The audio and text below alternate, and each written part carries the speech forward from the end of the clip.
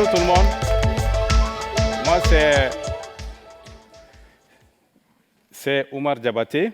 Je viens du Mali. J'ai fait mes études vétérinaires à l'Académie vétérinaire de Moscou. Durant ces études, j'étais chargé parfois d'aller inspecter pour donner l'autorisation de vente aux fruits et légumes. Donc, ça consistait à faire une analyse de ces fruits et légumes pour savoir la quantité de nitrates et de nitrites contenus dans ces légumes et fruits. Donc, depuis là-bas, je me suis rendu compte qu'il y avait un problème, parce que tous les paysans qui amenaient leurs marchandises au marché pour vendre, parfois, il y en avait qui n'avaient pas l'autorisation de vente. Donc, il y avait un problème. Donc, suite maintenant à ces études, quand je suis revenu au Mali, je me suis installé comme vétérinaire. Et comme vous le saviez, au Mali, comme dans beaucoup de pays africains, nous mettons à peu près 90% de notre recette dans l'alimentation, contrairement en Europe qui est entre 12 et 15%. Donc, si quelqu'un a déjà à manger, c'est l'essentiel. Donc, moi, je me suis dit, tiens, moi, je vais faire mon activité de vétérinaire. En même temps, je vais essayer d'avoir ma nourriture, de le cultiver. Donc, mais j'avais déjà l'idée avec ce qui s'était passé à Moscou. Je m'étais déjà dit, je vais essayer de cultiver autrement. Donc, comment cultiver autrement? Maintenant, j'ai essayé tout de suite de faire une agriculture qui n'allait pas consommer les engrais chimiques et les produits phytosanitaires. Et ensuite, maintenant, j'ai eu le contact d'un monsieur qui s'appelle Pierre Arabi. Et donc, quelqu'un m'avait remis un livre qui s'appelait « Offrande au crépuscule ». Et quand j'ai eu ce livre, je l'ai lu, je me suis rendu compte que c'est un livre qui parlait à peu près, qui expliquait ce que j'avais en tête. Donc, immédiatement, j'ai cherché à contacter Pierre Arabi, que j'ai pu rencontrer au Mali. Et tout de suite, il avait une association qui s'appelle Terre Humanisme. C'est comme ça que j'ai commencé à travailler avec cette association. Et une fois chez moi, j'ai essayé maintenant de créer une ferme. Maintenant, nous savons qu'au Mali, pour faire l'agriculture, c'est quelque chose qui est très difficile. Nous avons les problèmes de climat, comme vous le saviez, il ne pleut pas beaucoup. Il ne pleut pas beaucoup et puis les pluies ne sont pas bien réparties. Donc, ce qui fait que chaque fois que vous voulez faire l'agriculture, si vous n'utilisez pas les méthodes appropriées, votre agriculture sera vouée à l'échec. Donc, ce n'est pas cette agriculture chimique avec les tracteurs, les engrais et autres qu'on peut réussir l'agriculture au Sahel. Donc, et moi, j'étais déjà préparé pour ça, avec mes techniques de l'agroécologie que j'avais appris avec Pierre Arabi et son association. Et quand vous prenez aussi les sols, nous avons des sols presque lessivés, des sols très très pauvres. Et quand je voulais avoir un lopin de terre pour faire ma ferme, la population sur place m'a dit nous, on n'a pas de terre à vous donner, mais vous avez quand même, comme vous êtes vétérinaire, vous avez un peu de terre à côté. Mais on ne peut pas faire l'élevage. On ne peut pas faire l'agriculture, on peut faire seulement l'élevage.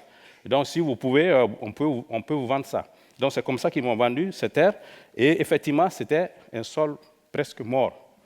Donc, quand j'ai pris ce sol, j'ai essayé de pratiquer les techniques de l'agroécologie. Et donc, maintenant, cette technique consistait à préparer du compost pour le sol, parce que c'était un sol presque mort, qui ne pouvait pas répondre aux exigences des plantes. Et ensuite, maintenant, on a essayé de l'amender en amenant d'autres types de terre pour améliorer un peu la consistance de ce sol. Donc, c'est ainsi qu'on a installé les cultures. Et actuellement, sur cette ferme, nous avons beaucoup de légumes et fruits.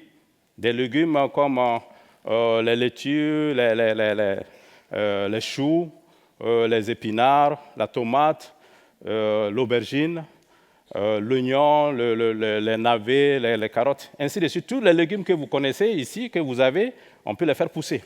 Et en même temps, sur cette même ferme, nous avons en plus des arbres fruitiers, comme les oranges, comme les goyaviers, la papaye, ainsi de suite. Nous avons essayé aussi de mettre l'élevage pour qu'on puisse augmenter notre recette, parce qu'avec l'élevage, comme vous voyez, c'est des croisements issus. En tant que vétérinaire, j'ai fait des croisements entre la race locale, qui ne donnait que 2 litres, avec une race européenne qui s'appelle le Holstein. Donc, avec ce croisement, j'ai pu avoir 10 litres de lait par vache au lieu de 2 litres. Donc maintenant, l'élevage nous permet d'avoir du fumier. Et avec ce fumier, maintenant, nous faisons notre compost.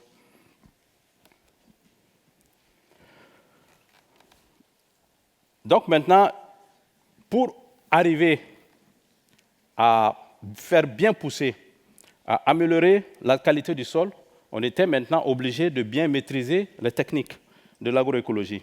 Donc c'est des techniques propres au Sahel, comme par exemple comment faire en sorte qu'on puisse limiter le lessivage du sol en faisant des diguettes, comment faire en sorte qu'on puisse diminuer l'effet du soleil et du vent sur nos cultures par le système de paillage, ainsi de suite. Donc, c'est des techniques qu'on utilisait pour d'abord permettre à la plante de se nourrir. Et ensuite, donc comme vous voyez, ça c'est des diguettes.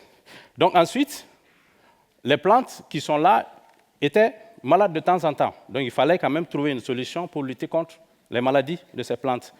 Et comme on s'était dit qu'on n'allait pas utiliser les pesticides, parce que je vous dis, les pesticides, maintenant au Sahel, c'est vraiment quelque chose de très, très compliqué, parce qu'on se rend compte que de plus en plus, il y a des mortalités, des gens qui utilisent les pesticides, qui ne connaissent pas les dosages et qui ne savent pas que c'est des produits qui peuvent amener des dangers sur la santé.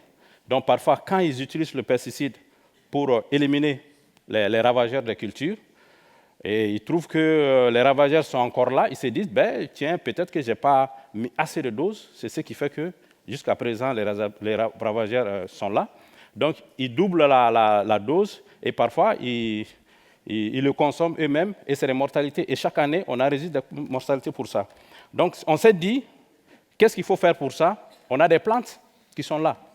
C'est des plantes qui sont là, qui ne sont pas attaquées par les insectes. C'est très simple. Quand vous vous promenez, vous les voyez dans la nature.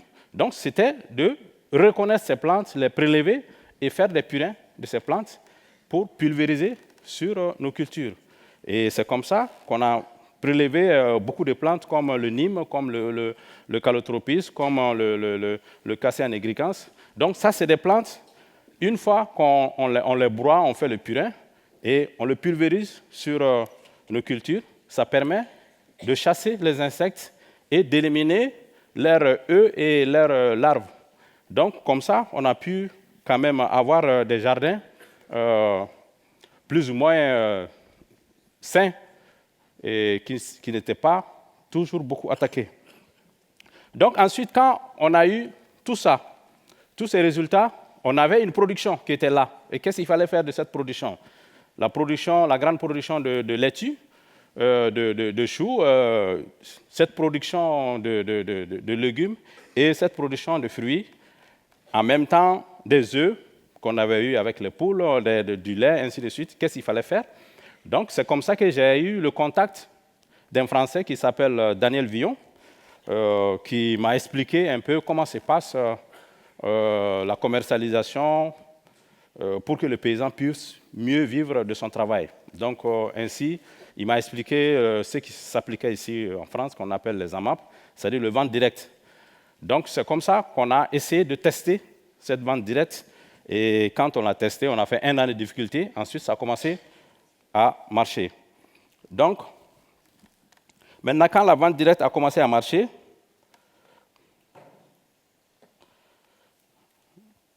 donc c'était comme vous voyez, c'est des paniers comme ça qu'on faisait pour directement proposer aux consommateurs. Donc, un consommateur, par exemple, vous nous dites vos préférences, ce que vous voulez dans le jardin. Donc, maintenant, on fait la récolte. Et quand on fait la récolte, maintenant, tous les mardis et tous les samedis, on fait les livraisons. Donc c'est comme ça qu'on est parvenu à commercialiser nos produits issus de la ferme. Donc, suite à tout ça, on s'est dit, mais est-ce que ce n'est pas nécessaire aussi d'essayer de voir comment répliquer ça? Parce qu'il y a un problème sérieux dans le pays. Le problème, c'est quoi? C'est qu'on a remarqué que les paysans bradaient leurs terres.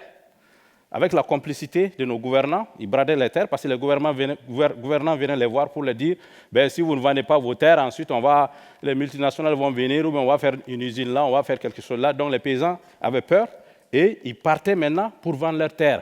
Mais en réalité, le paysan aussi ne pouvait pas vivre des activités qu'il menait sur cette terre.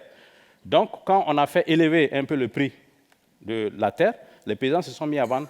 Et ces paysans, une fois qu'ils vendent les terres, ils reviennent directement, ils deviennent comme des candidats à l'immigration. Et ce sont ces paysans que vous voyez au bord de la Méditerranée, c'est des paysans qui sont morts avec le naufrage des bateaux.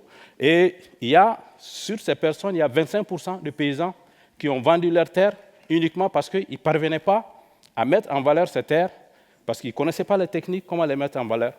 Donc, nous, on s'est dit, est-ce qu'il n'est pas nécessaire à ce qu'on se mette dans cette lancée pour essayer d'aider ces paysans pour qu'ils puissent retourner à leurs terres. Donc c'est comme ça qu'on a commencé à former les paysans aussi, à chercher des financements pour les équiper, pour qu'ils puissent rester sur place.